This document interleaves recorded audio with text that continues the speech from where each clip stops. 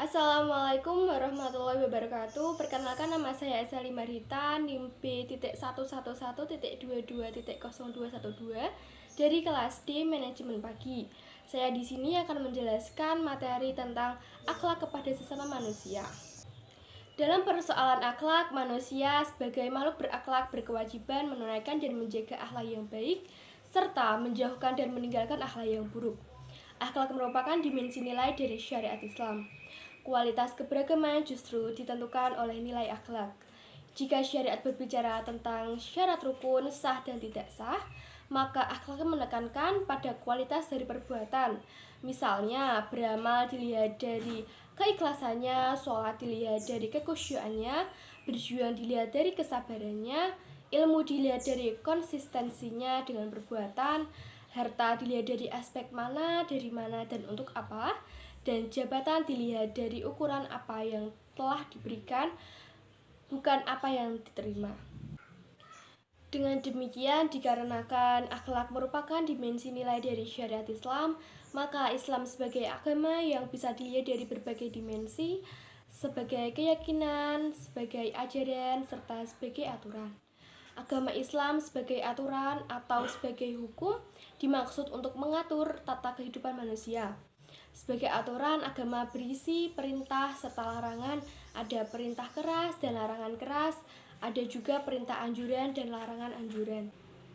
Apalagi pada zaman sekarang ini, banyak di antara kita yang kurang memperhatikan masalah akhlak. Di satu sisi, kita mengutamakan tauhid yang memang merupakan masalah utama atau inti agama ini, berupaya menelaah dan mempelajarinya, namun di sisi lain masalah akhlak kurang diperhatikan, sehingga tidak bisa disalahkan bila ada keluhan-keluhan yang terlontar dari kalangan awam. Yang perlu diingat bahwa tauhid sebagai sisi pokok atau inti agama yang memang seharusnya kita utamakan, namun tidak berarti mengabaikan perkara penyempurnaannya, dan akhlak mempunyai hubungan yang erat. Tauhid adalah realisasi akhlak seorang hamba terhadap Allah, serta ini merupakan pokok inti akhlak seorang hamba.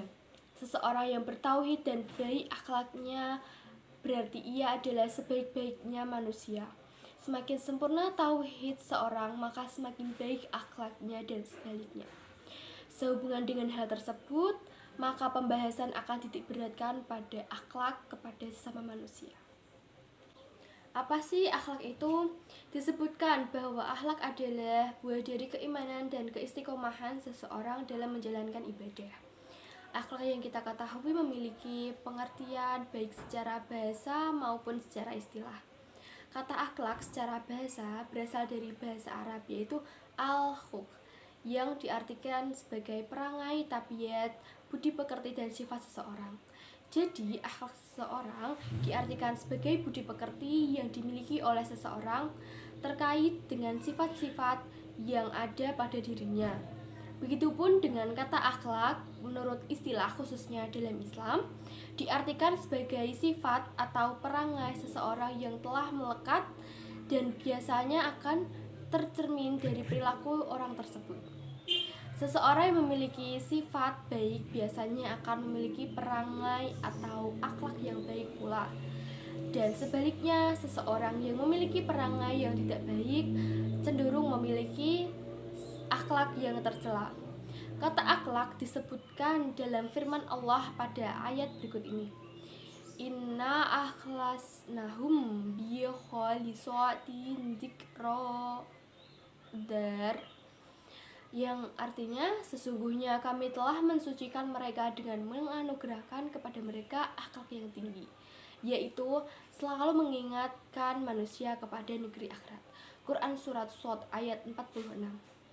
Seorang muslim tidak cukup sekedar membangun hubungan baik dengan Allah atau hasbun minallah saja, tetapi juga harus membangun hubungan baik dengan sesama manusia atau hasbun minannas. Berikut ini terdapat beberapa definisi yang dikemukakan oleh para ahli. Di antaranya yaitu dari Abu Bakar Jabil Al-Jazairi mendefinisikan bahwa akhlak adalah bentuk kejiwaan yang tertanam dalam diri manusia. yang menimbulkan perbuatan baik dan buruk, terpuji dan tercela dengan cara yang disengaja.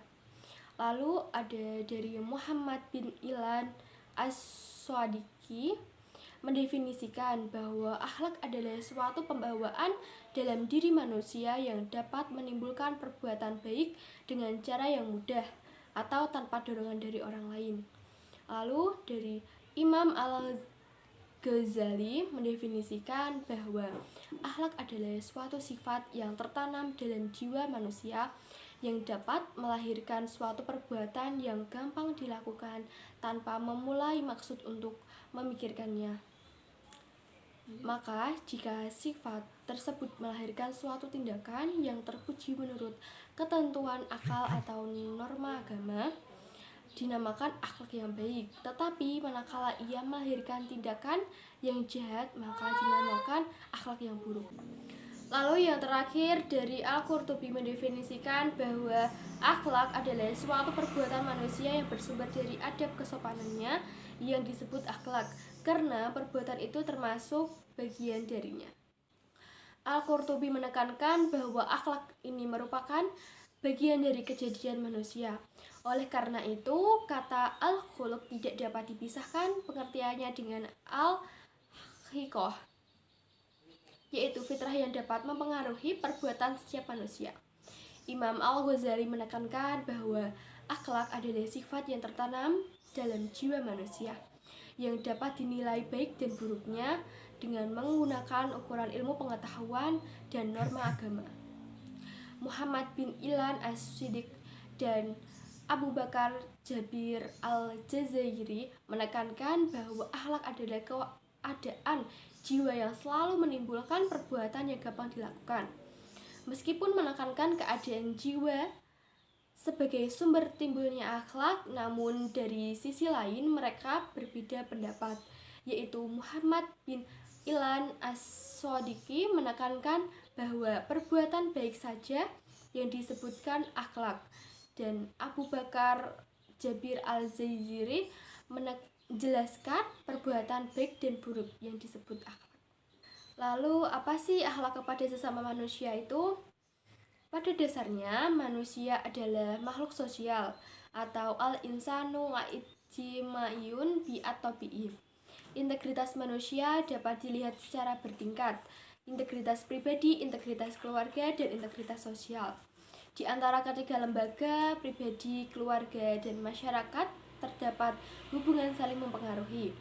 Masyarakat yang baik terbangun oleh adanya keluarga yang baik, dan keluarga yang baik juga terbangun oleh individu-individu anggota keluarga yang baik pula. Sebaliknya, suasana keluarga akan mewarnai integritas individu, dan suasana masyarakat juga mewarnai integritas keluarga dan individu. Hubungan antar anggota masyarakat yang diikat oleh faktor domisili pertetanggaan, ada juga yang diikat oleh kesamaan profesi atau kesamaan asal-usul dan kesamaan sejarah. Dalam perspektif ini, kita mengenal ungkapan yang mengatakan bahwa seorang pemimpin adalah anak zaman. Artinya, kualitas masyarakat seperti apa akan melahirkan pemimpin seperti apa. Seorang penulis juga anak dari zamannya. Artinya, pemikiran yang muncul dari seorang penulis mencerminkan keadaan masyarakat zamannya.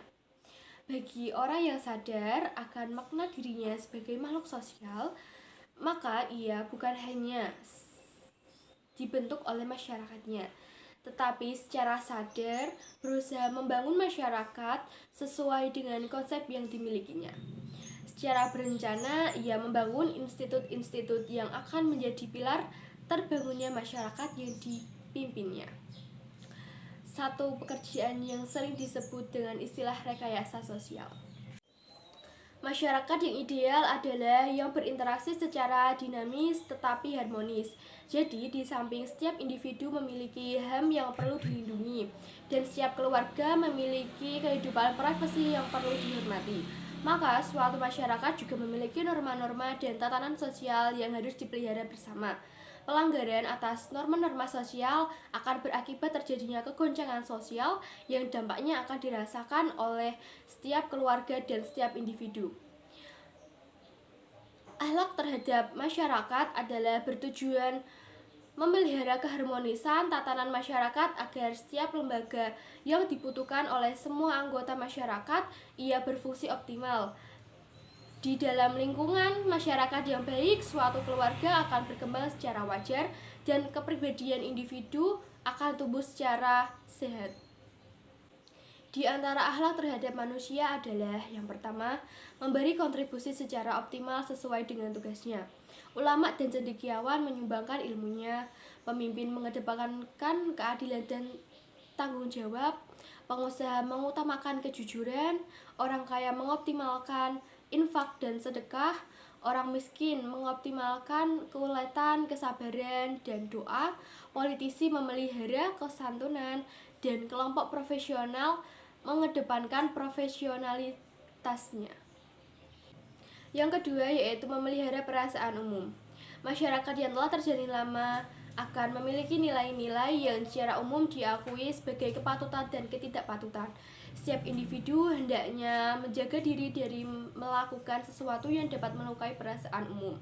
Meski perbuatan itu sendiri halal, misalnya berpesta di tengah kemiskinan, memamerkan kemewahan di tengah masa krisis ekonomi, menyelenggarakan kegiatan demonstratif yang mengganggu kekhusyukan orang beribadah dan lain sebagainya.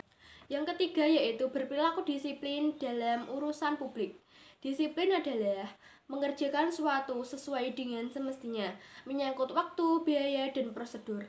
Seseorang yang disiplin datang dan pulang kerja sesuai dengan jadwal kerja, membayar dan memungut bayaran sesuai tarif, menempuh jalur urusan sesuai dengan prosedur. Pelanggaran kepada disiplin misalnya menyuap atau menerima suap meski dirasa ringan secara ekonomi tetapi bayarannya adalah rusaknya tatanan dan sistem kerja. Korupsi waktu sebenarnya juga suatu perbuatan yang merugikan orang lain meski tak diketahui secara pasti siapa yang dirugikan. Lalu yang terakhir yaitu amar ma'ruf nahi munkar. Setiap anggota masyarakat harus memiliki kepedulian terhadap hal-hal yang berpotensi merusak masyarakat. Oleh karena itu, mereka harus aktif menganjurkan perbuatan baik yang nyata-nyata telah ditinggalkan masyarakat dan mencegah perbuatan buruk yang dilakukan secara terang-terangan oleh sekelompok anggota masyarakat. Banyak sekali rincian yang dikemukakan Al-Quran berkaitan dengan perlakuan terhadap sesama manusia. Hal ini bukan hanya dalam bentuk larangan atau hal negatif seperti membunuh, mencuri, menyakiti, dan yang lainnya. Namun di sisi lain, Al-Quran menekankan bahwa setiap orang hendaknya didudukkan secara wajar, tidak masuk ke rumah orang lain tanpa izin, jika bertemu saling mengucapkan salam, dan ucapan yang keluar adalah ucapan baik, benar, dan tidak meninggalkan orang lain. Tidak wajar pula berprasangka buruk tanpa alasan atau menceritakan keburukan seseorang. Lalu dianjurkan untuk menjadi orang yang pandai memaafkan, pandai menahan hawa nafsu, dan mendahulukan kepentingan orang lain. Allah berfirman dalam Quran Surat An-Nur ayat 58 dan Quran Surat Al-Baqarah ayat 83. Bismillahirrahmanirrahim. Ya ayyuhalladzina amanu liyastatikumul ladzina malakat aymanukum walladzina lam yablughul hulama minkum salasa marrah min qabli sholawatil fajri wa hina takhawna thiyabakum minadh dhahirati wa min ba'di sholawatil isya salasu awratil lakum laisa alaikum wala alaihim junahum ba'dahunna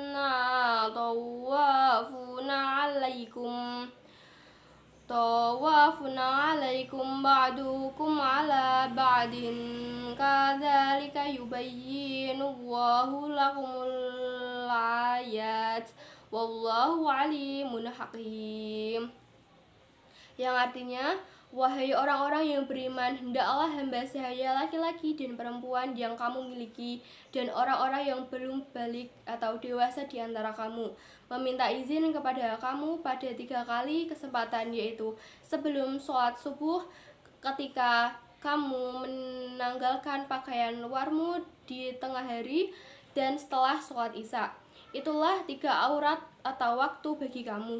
Tidak ada dosa bagimu dan tidak pula bagi mereka selain dari 3 waktu itu. Mereka keluar masuk melayani kamu sebagai kamu atas sebagian yang lain. Demikianlah Allah menjelaskan ayat-ayat itu kepadamu, dan Allah Maha Mengetahui dan Maha Bijaksana. Quran Surat An-Nur ayat 58. Bismillahirrahmanirrahim.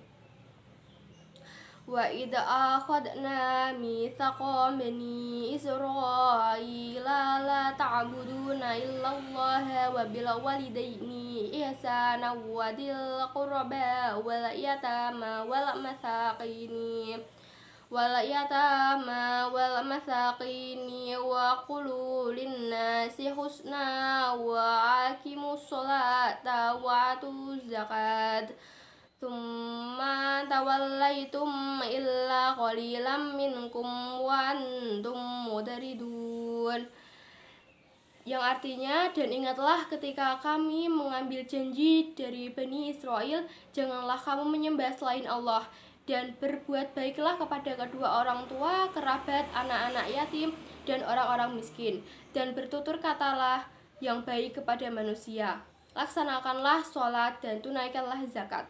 Tetapi kemudian kamu berpaling atau mengingkari, kecuali sebagian kecil dari kamu dan kamu masih menjadi pembangkang. Quran Surat Al-Baqarah ayat 83. Setelah mempelajari dan memahami akhlak kepada sesama manusia, sebagai kesimpulannya yaitu sesungguhnya dalam kehidupan kita tidak terlepas dari apa yang sudah ada dalam diri kita sebagai manusia, termasuk salah satunya adalah akhlak. Karena akhlak adalah satu predikat yang disandang oleh manusia. Akhlak akan berjalan setelah manusia itu sendiri berada dalam alam sosial. Baik dan buruknya akhlak kepada sesama tergantung dari orang menjalani hidup. Apakah membuat karakternya dengan akal atau dengan hati, sebab keduanya adalah sumber. Jadi kesimpulan, akhlak kepada sesama manusia yaitu sangat dianjurkan selama apa yang dilakukan punya nilai ibadah. Seorang yang memiliki sifat baik umumnya akan memiliki perangai atau akhlak yang baik juga, serta sebaliknya seseorang yang memiliki perangai yang tidak baik cenderung memiliki akhlak yang tercela. Masyarakat yang baik terbangun oleh adanya keluarga yang baik, dan keluarga yang baik juga terbangun oleh individu-individu anggota keluarga yang baik. Sebaliknya, suasana keluarga akan mewarnai integritas individu, dan suasana masyarakat juga mewarnai integritas keluarga dan individu. Demikian yang dapat saya sampaikan, kurang lebihnya saya mohon maaf. Sekian, wassalamualaikum warahmatullahi wabarakatuh.